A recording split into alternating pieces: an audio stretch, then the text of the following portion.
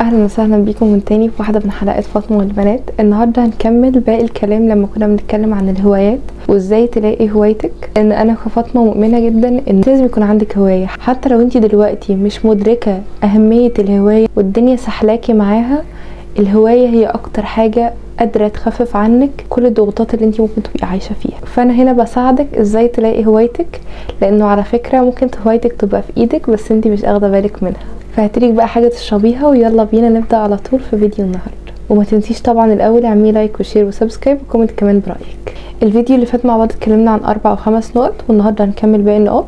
لو لسه فاكره من الفيديو اللي فات، فانا كنت بقولك ان في حاجه تفرق معاكي جدا في اكتشاف هوايتك، انك ترجعي لطفولتك، لان احتمال كبير قوي تلاقي هوايتك هناك. حاجات كنا بنعملها واحنا صغيرين من غير ادراك مننا ان احنا بنحب نعمل الحاجه دي، بس كنا بنعملها بشكل اعتيادي، بنتبسط واحنا بنعملها. المهم ان بيحصل جاب كده او حلقه من الفراغ بعد ما تكوني مستمتعه بحاجه جدا، فجاه يحصل حاجه تنسي الحاجه اللي انت كنتي مستمتعه بيها، وفجاه تجيلك لحظه ادراك اللي هو ايه ده، هو انا ليه بطلت اعمل الحاجه دي مع ان انا كنت مستمتعه جدا وانا بعملها.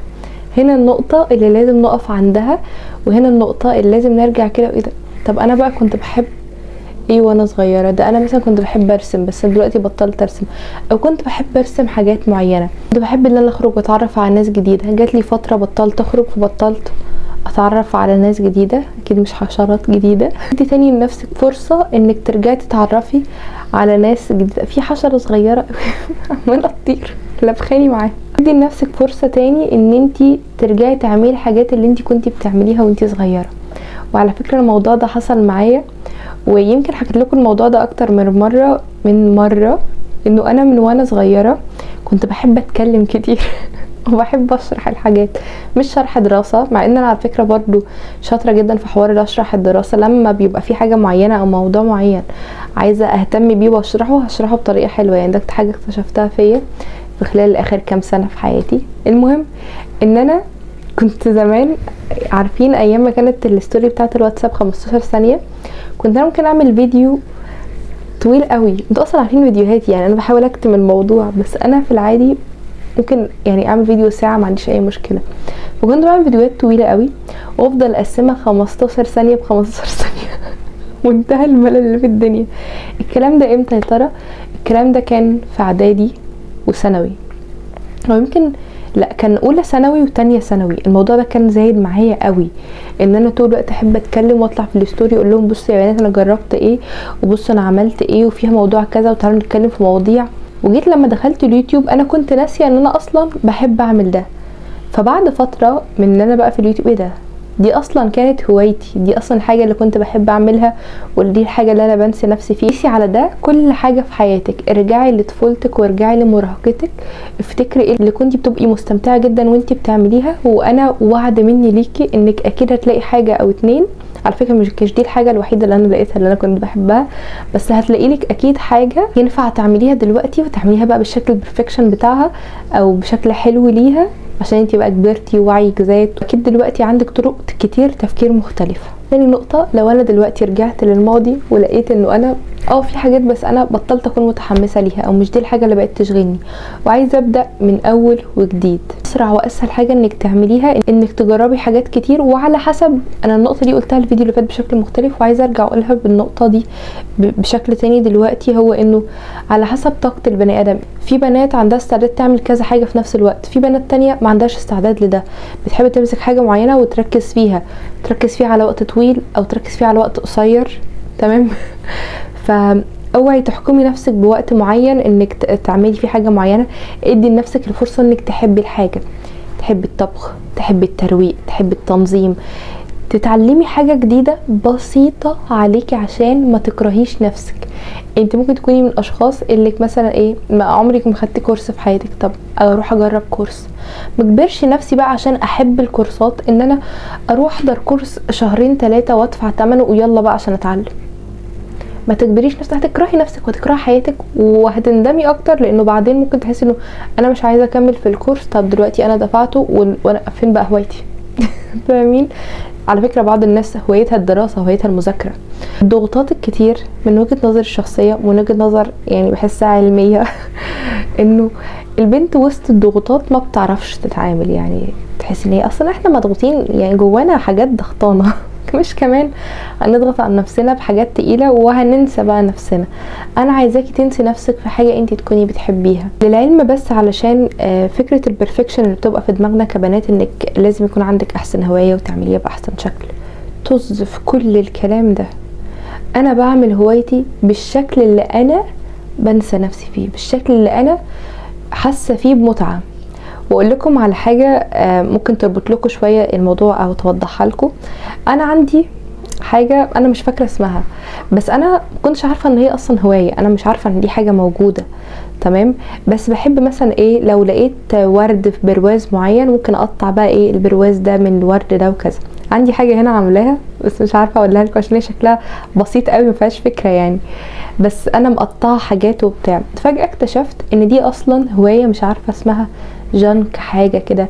فكرتها انك بتجيبي اي حاجه عليها رسومات او اي حاجه عليها كلمات معينه، مثلا غلاف كتاب مش عارفه ايه الكلام ده كله، تقومي جايه هوريكم. بص شايفين البرواز اللي ورايا ده؟ ده كان برواز فيه صوره خطوبه اختي، وانا كنت محتاجه البرواز. طبعت صوره فيها قمر، تمام، وحطيتها جوه البرواز. طيب الخلفيه البيضاء اللي ورا دي ايه؟ دي فرخه كرتون. وفي كده تحت البرواز هنا مش تحت البرواز، في كأن ايه حاجه طالعه من الصوره اللي بتاعت القمر ده، جمله كانت مكتوبه على غلاف كتاب بايخ جدا، تمام. فقطعتها وحطيتها معايا عشان تعمل شكل ديكوريشن، اصلا مش عارفه ايه اللي جوه الكلام ده يعني. وحطيت فيونكه في الاخر. انا بنسى نفسي في الحاجه دي. فمش اهم حاجه انك تطلعي حاجه بشكلها البرفكشن بتاعها، بس اهم حاجه انك تكوني بتعملي الحاجه دي وانتي مستمتعه وانتي ناسيه نفسك فيها. وعلى فكره الهوايات عشان كده ما ينفعش تحكمي على نفسك بسببها او تحسي انك مضغوطه عشان في حد تاني بيعملها بشكل احسن. بصوا انا كان في بنات تيجي تقول لي هو انت ازاي عندك خلق تقعدي قصاد بنت تعملي لها ميك اب، تقفي بالثلاث ساعات على رجليكي تحطي ميك اب؟ والله العظيم اوقات لما تكوني مثلا ميك اب ارتست تعملي الميك اب عروسه، مش الشطاره انك تخلصيها في نص ساعه، ممكن الوقت ياخد طويل، ساعتين، ساعتين ونص، 3-4 ساعات لو بتتفنني بقى وتاخدي وقتك بقى معاها. كانت اقصى مده وصلت لها كانوا 3 ساعات الصراحه، لاني بقى مع ان الميك اب يعني هكلمكم في مواضيع جانبيه. المهم انه كان في بنات تسالني انت ازاي عندك خلق تقفي كل الكلام ده؟ انا بستغرب البنات اللي بترسم، ايه ده انت ازاي عندك خلق تفضلي وترسمي، مع ان الرسم شويه كانه ميك اب وبتاع، بس لا ماليش خلق الكلام ده. انت ازاي عندك خلق انك مش عارفه تعملي ايه؟ فهي خلق انت ليكي خلق انك تعملي حاجه معينه بتعمليها صح وحلوه بالطريقه اللي بتريحك، مالكيش خلق ما بتعمليهاش، وعشان كده احنا مختلفين. عشان ذاكرتي ذاكره سمكه، كاتبه هنا نقط، تمام. انا يعني كاتبه النقطه بس كده ومش فاكره كنت عايزه اقول فيها ايه.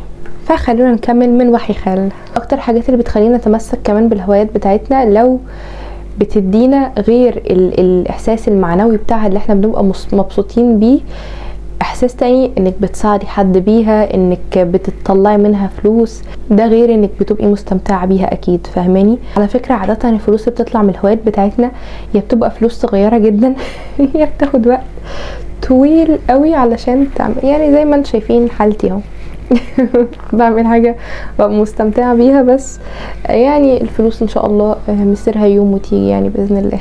على فكره انت محتاجه جدا تسمعي الفيديو اللي فات، لان هما الفيديوهين كده مرتبطين جدا ببعض وكل نقطه بتكمل التانية. هو عامه فيديوهين كانوا المفروض يبقوا فيديو واحد عشان توصلي للهوايه، لان بجد مشكله كبيره قوي انا بسمعها من بنات كتير. هنكمل بقى نقطه، بس عايزه اقول حاجه، انه انا مش عارفه انا عايزه اعمل ايه. انا قاعده ما عنديش هوايه، ما بعرفش اغني، ما بعرفش ارقص، ما بعرفش، هو الرقص هوايه يعني، ما عنديش حاجه اعملها. انتوا عارفين مش موضه الكروشيه دلوقتي بقت قديمه وكذا؟ ممكن تتعلمي انواع خيوط تانية تعملي بيها حاجه لو انت عندك خلق انك تمسكي خيوط وتعمليها في بعض. فتجيبي خيوط جديده تعملي بيها كومودينو، اي حاجه، تمام. مش عارفه ليه جت كومودينو في بالي. تطلعي للبنات، لو مش حابه تطلعي بوشك تطلعي للبنات وتعلميهم ازاي يعملوا كذا وكذا وكذا، وتعملي منها بيزنس، حتى لو مش قصدك بيه انك تبيعيه لحد، بس قصدك بيه انك بتعلمي البنات انك ازاي تعملوا مفرش مش عارفه ايه، تعرفي البنات فرق الخامه دي عن الخامه دي ومميزات الخامه دي عن الخامه دي، وتتكلمي بقى عن اي حاجه اصلا انت تكوني مهتمه بيها. مشكلتنا ان احنا بنبقى قاعدين فاكرين ان انا ما عنديش هوايه وخلاص قاعده ان شاء الله هي هتيجي لوحدها. لا، مش هتيجي لوحدها. انت ممكن ميكونش عندك هوايه بس انت مثلا بتحبي التعامل مع البنات كتير، تمام، وعندك فلوس. انا الفكره دي انا هموت انا بتمنى ان انا يكون في يوم من الايام، يعني لو كنت في حياه تانية كنت اكيد عملتها. نفسي يكون معايا 1,000,000 جنيه، تمام، تفتكروا بقى هعمل ايه؟ هشتري مشروع ميكروباص، تمام، واعمل لونه بينك واحمل منشيه وكل ما يركبوا معايا بنات، كل اللي يركبوا معايا بنات بس، تمام. وكده بقى الكنبه اللي قدامي اللي انا ببقى قاعده فيها انا سواقه المشروع كلها تبقى حاجات ميك اب وسكين كير وبتاع، طول الوقت فاتحين لايف تمام، ونحل بقى مشاكل بعض واحمل بنات رايح وبنات جاي وستات كبيره وكذا. متعه. انا حاسه ان حاجه شبه كده متعه. ممكن يكون عندك الفلوس ومش عارفه تعملي بيها ايه، فتعملي بيها حاجه مميزه تساعدك وتساعد البنات اللي حواليك. طبعا نتمنى دايما كلنا ان احنا نكون بنعمل حاجه فعلا ليها معنى، ما نكونش موجودين في حياه بعض كلنا مستمتعين بس بلا معنى، او نكون بنأذي بعض بوجودنا في حياه بعض. اخر نقطه حابه اشاركها معاكم هو انك اوعي تفتكري ان في حاجه تقدر تمنعك عن الهوايه بتاعتك طالما هي مش حرام. واعرفي ان طالما هوايتك حرام يمكن ربنا بعتلك حاجه تكون انت بتحبيها حرام قوي عشان ده يكون سبب انك تحاربي نفسك فتجاهدي نفسك فتخشي الجنه. كل جانب سيء في حياتنا احنا شايفينه سيء ليه جانب تاني ممتع وحلو وجميل، بس احنا مش قاعدين بالنا منه. احنا بس سبحان الله احنا مش عارفين نشوفه غير الوحش، بس هو ليه نظرة تانية حلوة جدا بس احنا مش واخدين بالنا منها. واخيرا لو الفيديوهات اللي انا عملتها مؤخرا فادتك باي حاجة او حتى حسيتك انك مستمتعة، يا ريت تعملي كومنت تكتبي لي فيه رايك ولايك وشير وسبسكرايب، واعملي شير لاصحابك وسبسكرايب لو انتي اول مرة تشوفيني. هاي انا فاطمة، بقدم محتوى فاطمة والبنات. دمتم سالمين والسلام عليكم.